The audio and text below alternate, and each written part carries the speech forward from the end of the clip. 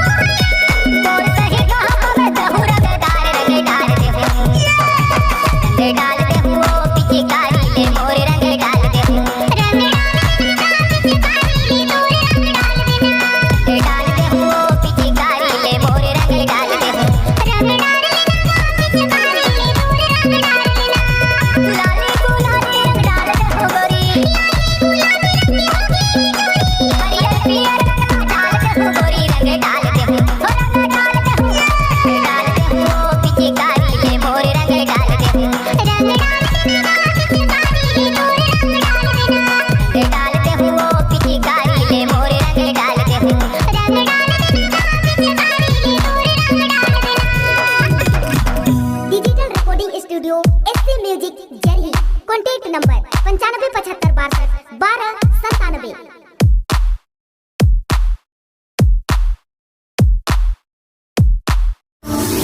दोस्तों हमारे नए नए वीडियो गीत देखने के लिए हमारे YouTube चैनल को सब्सक्राइब करें और न्यू अप टू